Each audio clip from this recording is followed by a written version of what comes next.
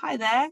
Thank you all for joining today and welcome to today's session, Meaningful Funerals That Won't Cost the Earth, part of the Good Grief Mini Festival on the theme of grief and memory. My name's Adela and I work at Arnosvale Cemetery in Bristol. For those of you that may not know, Arnosvale is a garden cemetery that opened when Queen Victoria was new to the throne in 1839. It's also a site of nature conservation interest and very much filled with life and love. Myself and a small team helped to look after this magical space, 45 acres just on the outskirts of Bristol. Today, we're delighted to welcome Louise Winter and Debi Lewinson Roberts to share with us how to have a meaningful funeral. Before I introduce them properly, here's a few bits of housekeeping. This is a 45-minute webinar, and you can join today's discussion in two ways. Let us know where you're watching from and share your reflections in the chat. I know some of you are doing that already, so thank you for that.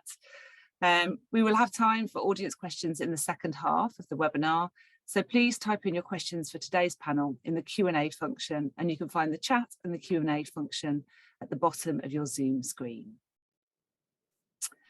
So Louise Winter is a progressive funeral director and the founder of Poetic Endings, a modern funeral home in London. Her mission is to get people to really think about the kind of funerals they're having and why they have them.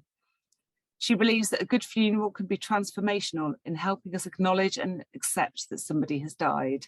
And Louise's book, We All Know How This Ends, was published by Bloomsbury in 2021. Debi Lewinson Roberts is an independent funeral celebrant, storyteller, bereavement and loss facilitator. She complements the family's wishes by working with the bereaved or the deceased before they transition to put together person-centered funeral ceremonies and memorials to give fitting and inclusive farewells. Debi uses her working knowledge of culture, tradition, religion and spirituality to devise blended ceremonies across a wide range of beliefs and backgrounds. So hi to both. Thanks for coming along today. I think probably our first question needs to be, what makes a meaningful funeral? So going to you first of all, Louise. Okay, hi everyone.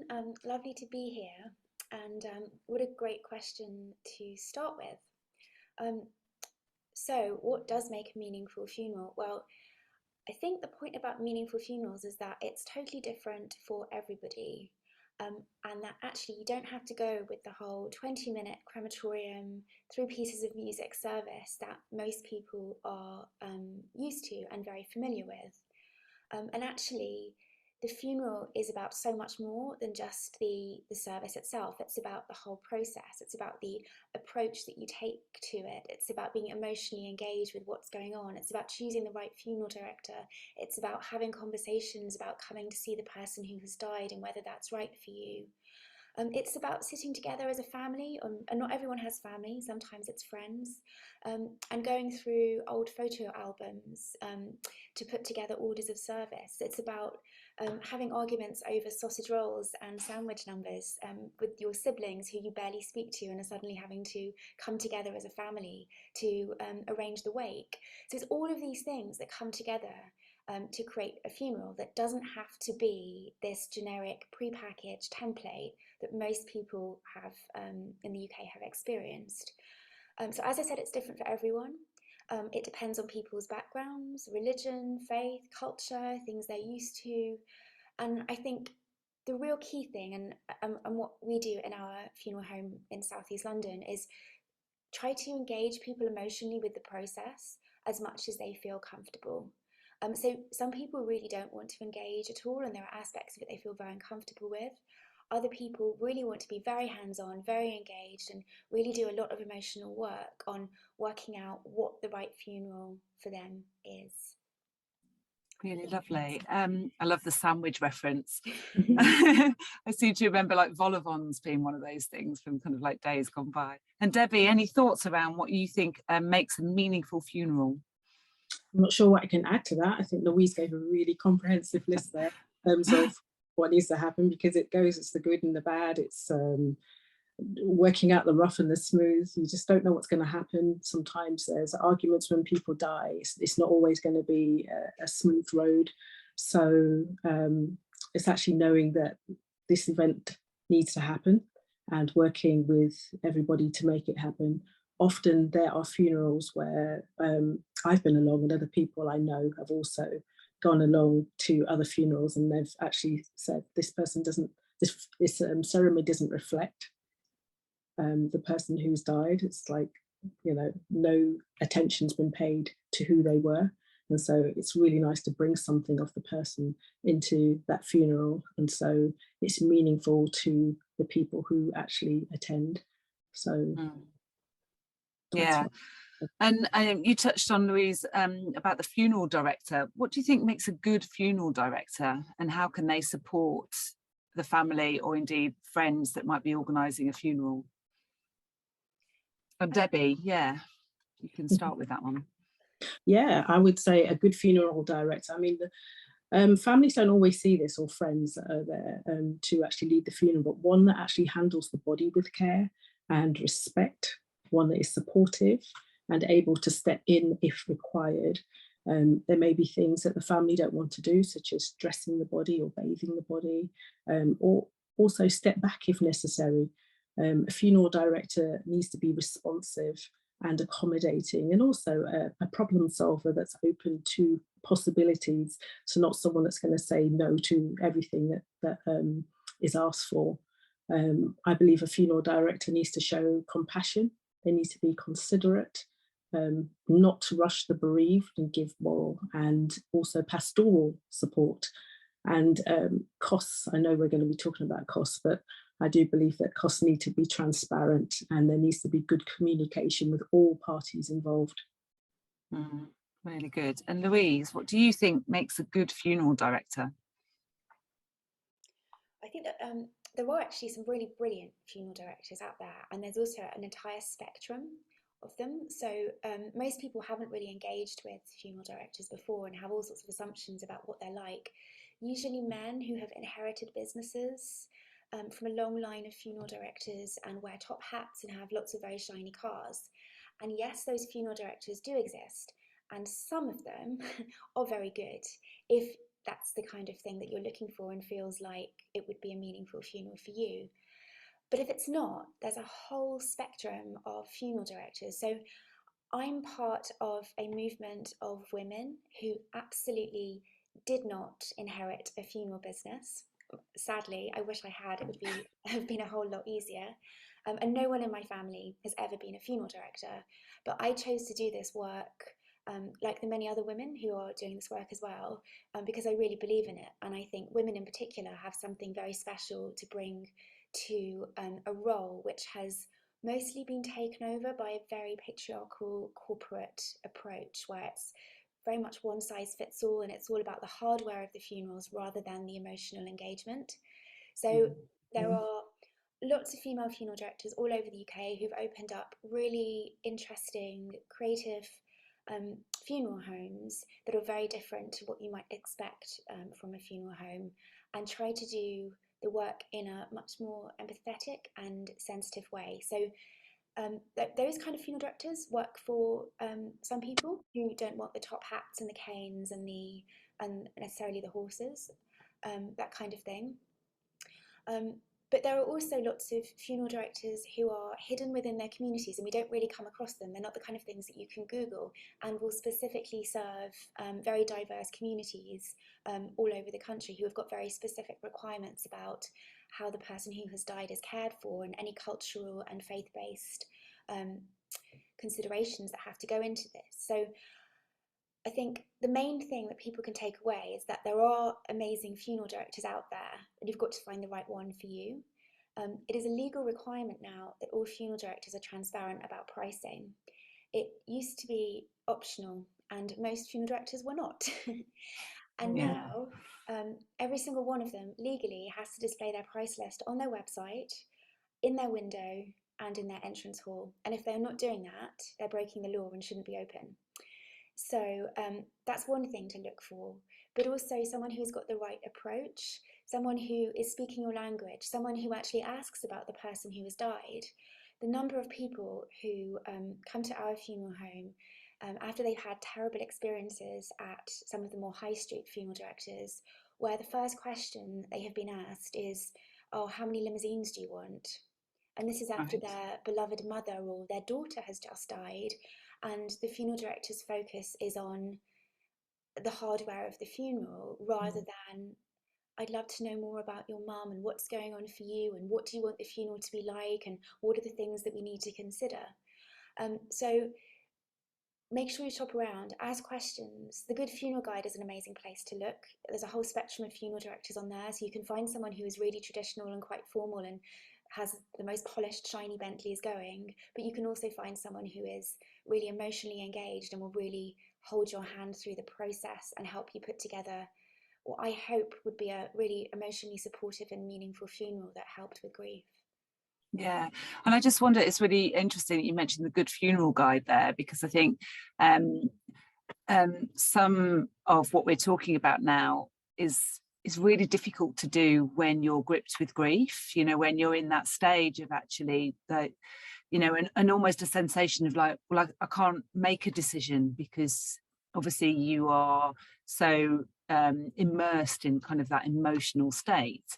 Would you even suggest to people to actually look around beforehand, even to kind of like do a bit of investigation, even if it's sort of gently on, you know, like you've mentioned, Google, or maybe even on the high street, just to ask some questions before you actually are in that, you know, at that point?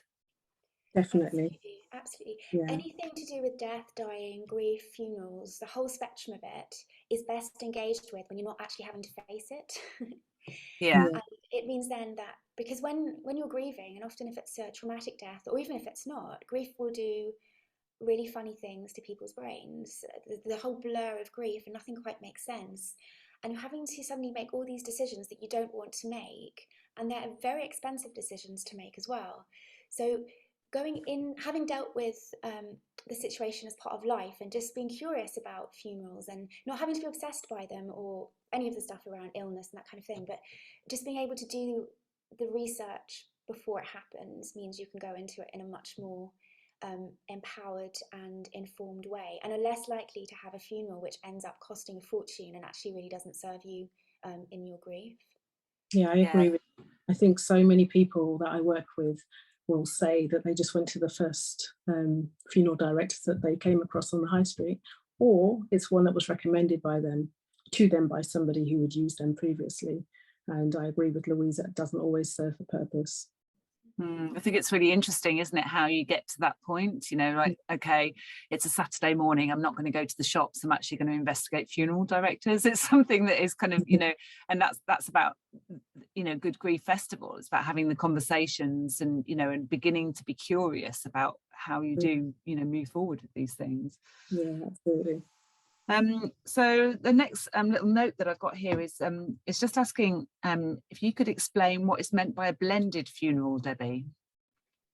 Yeah, blended funeral is something that I talk about a lot, and it's something that I do. There's so many surveys now that are suggesting that more than half the people in the UK don't identify as religious, or people have their own beliefs, which are a blend of maybe their culture, maybe their traditions, their heritage, or where they've been brought up. And many don't realise that there's so many options when it comes to funerals. So, for example, you don't have to have a church ceremony. And so what I like to do as a funeral celebrant is actually showcase individuality in ceremonies by sharing these elements. So, so there might be somebody who is predominantly a particular religion, or they were brought up as a particular religion, but then they actually went into another religion, or they have adapted to another culture. And so it's all about showcasing these in the funeral, not being so rigid.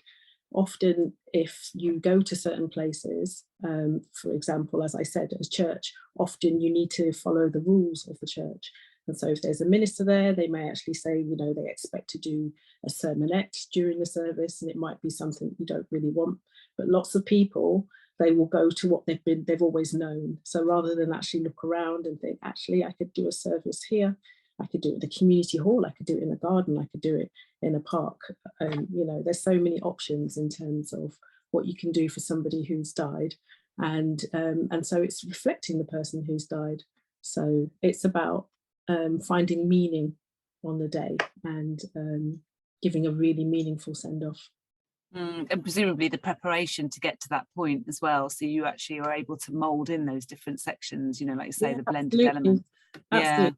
Sit down with the Yeah. family and I find out more about the person who's died, so that on the day I'm almost telling a story of that person and incorporating who they were into the service, which is always really nice. And then depending on how we plan the service, it may be that people talk about different elements of that person's life, because not everyone will have known that person as a work colleague, or not everyone obviously won't know them as a daughter or a son, or you know. So people will talk from the element of how they knew that individual, which is always really nice. Yeah, I can imagine that's one of those parts of your work that actually just becomes such an honour, telling the story of somebody's life. How lovely. Yeah. Absolute honour. And do you think there's a social pressure to spend money on a funeral? And does this vary between different communities? I'll hand this one over to Louise. Absolutely. We're based in Forest Hill in southeast London, so we serve quite a diverse community. Lots of different people walk through our doors with lots of different expectations of what the funeral should be, how much money should be spent on it, and so on. So not only for some communities is there pressure to spend a lot of money on the funeral. Some cultures and communities, for example, really feel like it's the last thing that they can do for that person, and they want them to go off in style, and they want to be seen to give them the absolute best. So that might include having lots of horses and a big expensive casket and lots of flowers, and that's really important to some people. There's also pressure to not spend any money on the funeral, and in recent years, direct cremation has become really popular. So that's when someone is cremated with no service and nobody in attendance. And there are lots of big companies all over the UK that are now offering direct cremation as a sort of logistical thing, which is very far from the funerals that I'm involved in. And we often hear, particularly older people who have said, oh, I don't want a funeral, don't waste your money on me, no fuss, just throw me out the bin. So it's so diverse, from everyone who wants to spend £15,000 on a funeral and all the flowers and really create this huge, incredible event. There's the exact other end of the spectrum where people don't want to spend anything at all. And it's quite a complex thing to work out, because our opinions on funerals are often based on our beliefs, the communities we grew up with, funerals we've been to before, our childhoods. We get most of our conceptions of death and how we feel about it as children from our adults, and actually, if we're lucky, most of us don't have to go through a death that often. It's not, you know, it's not like buying a cup of coffee where you can kind of might do it every single day and it's a purchase that you're familiar with. Buying a funeral, which is what it is, you have to pay for it, is a massive thing that we hopefully don't have to do very often in our adult life. So when we come to having to do with it, we are going in it completely blind most of the time, with very limited experience, and all of this stuff from childhood and other experiences and going to terrible funerals mostly being brought into the equation. And then there's the financial pressure of either spending lots to impress everyone and show that this person was really loved, or not spending anything at all because, for example, my granny, she cancelled her funeral before she died and insisted on a direct cremation, because she was very much of the throw me out with the bins, don't waste your money on me generation, don't make a fuss. So yeah, it's very complex, and funerals are very expensive. I say that as a funeral director based in London, where the cost, particularly of burials, is outrageous. And anything to add to that, Debbie? I'd say there can be social pressure to give a good send-off. People tend to not ask how much did you spend on a funeral, but they often look around and look at the things that are there. So they may have expectations of how the coffin's going to be, for example, in certain communities. There may be expectations that the coffin will be, or there won't be, there'll be an open coffin during the ceremony, or there may be an expectation to have a burial, which is more expensive than a cremation.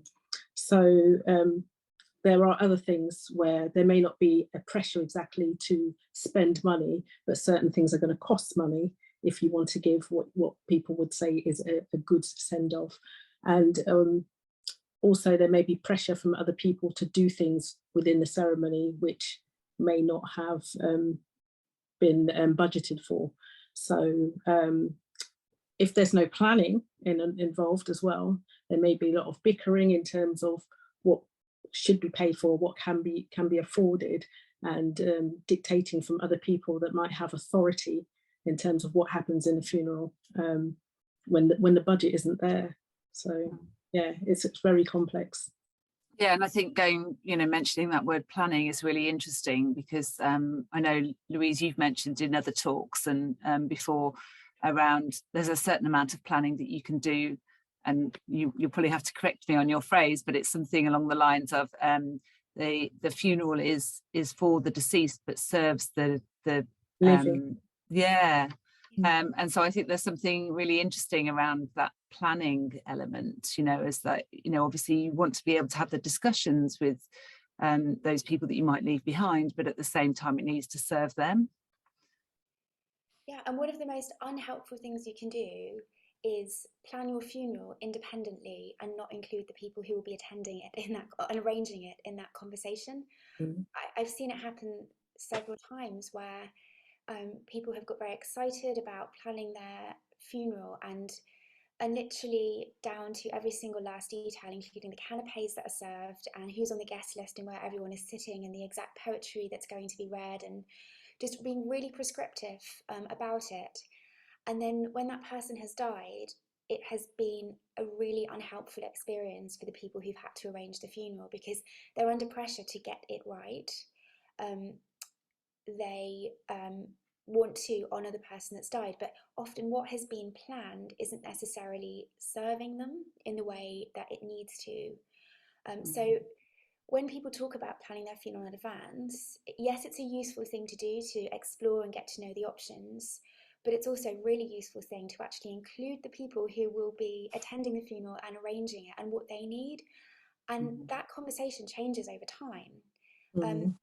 If you have that conversation with when you're newly married and about to start a family and you've just bought a house, it's going to be with your new partner. That's going to be a very different conversation than the conversation that you have when you are in your 90s and have got a very different situation, and your funeral is going to be very different. So it's a ever-changing thing about what's important, who's important, what's a good reflection of your life, and the circumstances of the death. Because I think what a lot of pre-planning of funerals doesn't account for is the way people die. If people die in a sudden, tragic way, then often a celebration of life, party type thing that people have decided they want is not the vibe at all. It is really inappropriate and doesn't give people room to grieve. So I think the exact phrase that I use about thinking about funerals is that a funeral is for the person who has died. Sorry, a funeral is about the person who has died, but it's for the living. They are the ones that are still here, have to attend the funeral, and it needs to serve them. And overly pre-planning something without everyone else's involvement is not a helpful thing to do. And Louise, can you tell us about any financial regulations within the industry and the impact that they've had? So I know you mentioned before that actually it's a legal a requirement now to show prices for funeral directors. But are there any other financial regulations within the industry that you can talk about?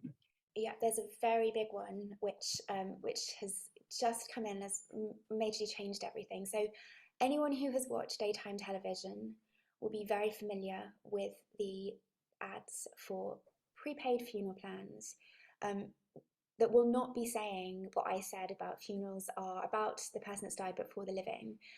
The marketing techniques around it for years have been all about save your family from the pressure, don't be a financial burden, don't be a pain to your family after death, prepay for your funeral. And because the industry was unregulated, that led to a lot of dreadful behaviour from some truly dreadful people who should not have been anywhere near funerals. And eventually the financial Conduct Authority, Conduct Authority. Financial Planning Authority stepped in, investigated and discovered the worst things of manipulative salespeople turning up at old people's houses and conning them into funeral plans. And really, some of these funeral plans were not that legit, and the money was going into funds which were not being protected, and then people found that there was no money in that fund to pay for the funeral when the time came. And these were some quite big companies that were advertising on mainstream television and doing leaflet drops. There was big money in it and people profited. And that has now been stopped because it's so tightly regulated now. As of, I think it came in this year, there are now only a handful of companies that pass the regulation and are able to offer prepaid funeral plans. What it probably means is that the cost is going to go up because the cost of having your funeral plan company authorised by the authorities is high. You have to heavily invest in training of staff. There can be no dodgy call centre stuff going on. The funeral directors that you work with need to be authorised as well. And I'm not allowed to talk to people about funeral plans, for example, because I haven't done any of the I'm not allowed to sell someone a funeral plan, for example, because I'm not regulated to sell funeral plans. I have not gone through all of the authorization. So it's really changed the landscape. It's meant that there's less choice now, but all of those dodgy, horrible, awful, slimy men in cheap suits who were going about making a fortune selling funeral plans to vulnerable old people have now had to go and find something else to do, which is excellent news. The other thing that's going on is in terms of funerals themselves. The Competitions and Markets Authority launched a major investigation pre-COVID, and that's how it became a legal requirement for funeral directors to display their prices, because that was not what was happening, and there was a lot of, again, underhand behaviour going on. Wherever there are vulnerable people, there will be people willing to exploit that vulnerability. And Scotland has already licensed and regulated funeral directors.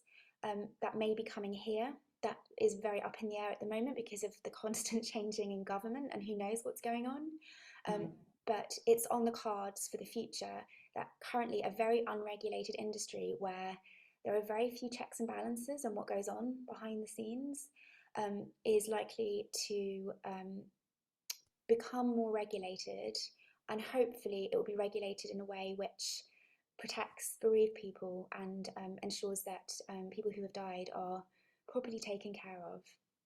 Yeah, that's great. Thanks, Louise. And I came across the annual cost of dying report from Sun Life, and it shows that the average cost of a UK funeral in 2021 was around £4,000, with burials, as you mentioned before, being the most expensive funeral. Would you say that's about right? I mean, obviously it's different in London, but what's your experience of that, Louise? So I'm always really sceptical of the Sun Life thing, because they are in the business of life insurance and funeral plans. I'm always sceptical of the research they do. In my experience in South East London, the average cost of a cremation funeral is £4,500, so slightly higher. That's also really tricky to say because that doesn't include the wake. It doesn't include, paying for death certificates and that kind of thing. It doesn't include people travelling from abroad and all of the Ubers that they have to take to get to the funeral. It is literally just the cost of paying for the cremation and the funeral director's fees. And if I was to say the cost of a burial, it can be, for example, if you are buried in our local cemetery, which is called Camberwell New, and you are not a resident of the borough that owns that cemetery, you are looking at £15,000 alone just for the burial itself. That does not include anything else to do with the funeral, just the grave and the interment. So it really depends people's expectations of funerals. But I would say for a cremation, looking at least £4,500 to make it happen. And that may or may not include various limousines and expensive coffins, depending on the funeral director that you go to and how they charge for that. So we'll have one more question before we'll move on to any questions from our audience. Debi, taking all of that in mind, can you give us any practical advice as to how to create a meaningful funeral on a budget? So obviously we've just heard from Louise on those prices. Is there anything that you can do to help reduce that cost?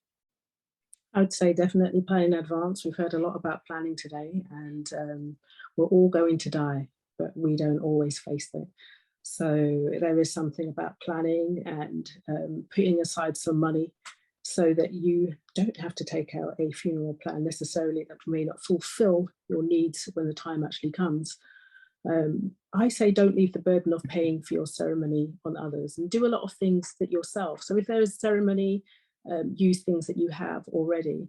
You can use flowers from your garden, for example. You can actually order your coffin online. And also, I mean, not to put me and Louise out of a job, but you don't actually need to use a funeral director or a celebrant. So you can actually do a lot of things yourself. But I think individuals don't always know that, and they don't always want to do that either. So it's about doing little things that can also bring a spark to the ceremony. In terms of bringing something in, it might be using music that makes it really special. So it might be something that's meaningful to the family in terms of, it could be cultural, it could be something that they always listen to, it could just be a reminder. Stories are always great, so storytelling is fantastic. Blend the service so it incorporates both belief and culture. So for example, I did a funeral for a Hindu family from South Africa who had become Methodist while they were here, and so I had a Methodist priest there, and also had a Hindu priest that did a flower ceremony within the service. Because there's lots of things that can be done. There might be something about the clothing that's worn in terms of using colours or even traditional clothing, and also using colloquial sayings in terms of the message as well. And also photographs are always a beautiful thing. There's so many things that can be done that reflect the person who's died, but also are supporting the people who are left behind to grieve. Thank you for that. So with 10 minutes to go, I'm just going to go to some of the questions from our audience. And actually from Dana for Louise, she asked, is it possible to describe in a few words what direct cremation is, and an idea of how much it costs, if you know that? So direct cremation is when someone is cremated without any form of ceremony and with no one in attendance, usually apart from the funeral director. So there are different ways of arranging a direct cremation. There are big companies now that work nationwide. Some of them even have their own crematoria, who offer the cheapest cremations, and they will literally drive around collecting people who have died from all over the country, drive them back to the crematorium, store them, and then cremate them at a time that's convenient to them, to put it very bluntly. And I think you can pay around £900 thereabouts for that. It's a very competitive market, and there's a lot of companies online competing against each other to be the cheapest, and Google Ads trying to get you to click. You can also go to your local funeral director and have a different experience. We offer direct cremations. We are much more expensive than £900 because you will know when the cremation's taking place, where it's taking place. We will let you come and see the person that's died if that's important to you, even if you don't want to have a service. We will wash and dress the person if you want, and you will have our attention throughout. You won't just be dealing with a call centre. So the kind of crux of direct cremation is that no one is there. There is no ceremony, but it does give room for, if you wanted to have a service at some other point, a memorial service, maybe with the ashes. And for some people, I would say in my family's case, when my granny was cremated, it was an emotional escape route. It meant that we didn't all have to come together, and we didn't have to face the reality of her death. Therefore, I found that very challenging doing the work that I do. That for some people, it's done for more valid reasons. it may have been a really traumatic death and they just can't cope with it right now. It may be financial reasons. It may just be that they don't feel the need to have the person's body as part of a ceremony and want to acknowledge it in another way. But direct cremation has become the new funeral plans, is a warning. So there are probably less funeral plan adverts on daytime television now, and there are so many direct cremation companies advertising with the message of, you know, don't be a burden, don't waste your family's money on a funeral. And it really appeals that whole, you know, sort of throw me out with the bins generation. Don't make a fuss kind of thing.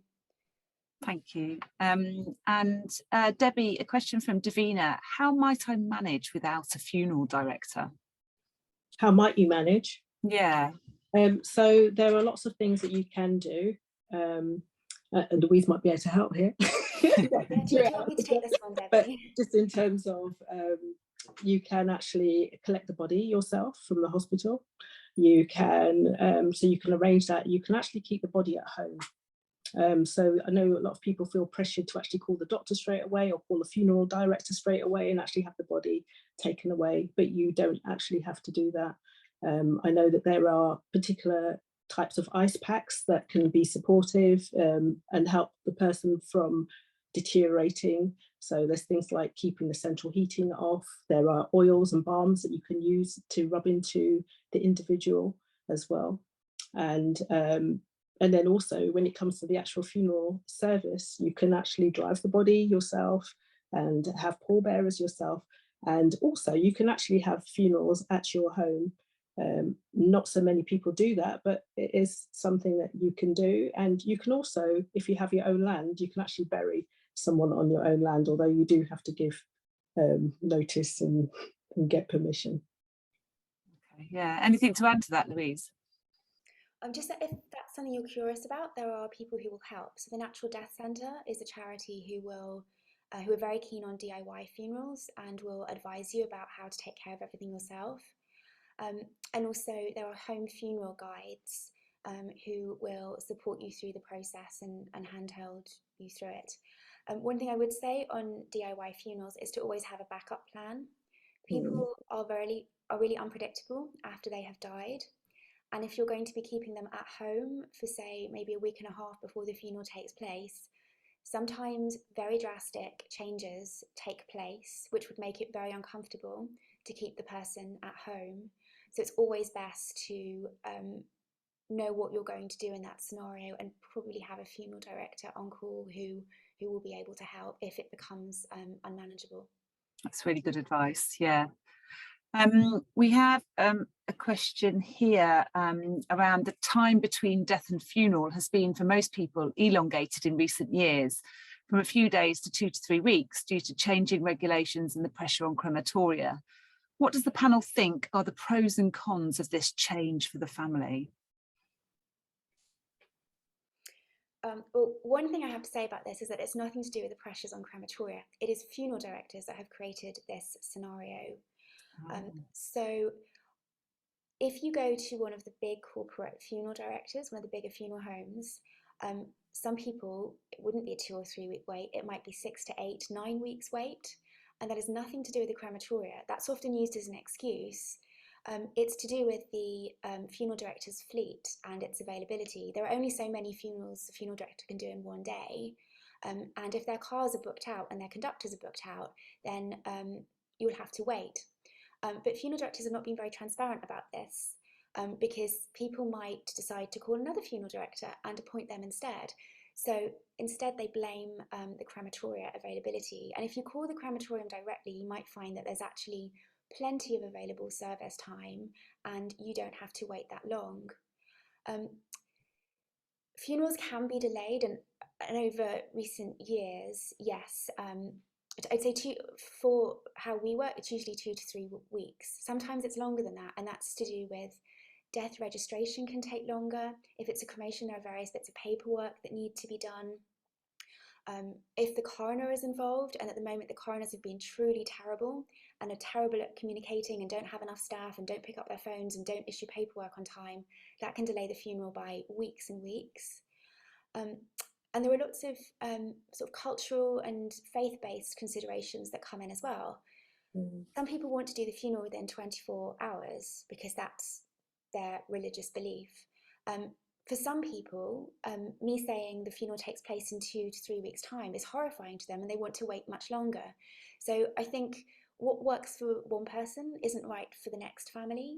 And we just have to hope that the system itself is flexible enough to be able to accommodate everyone.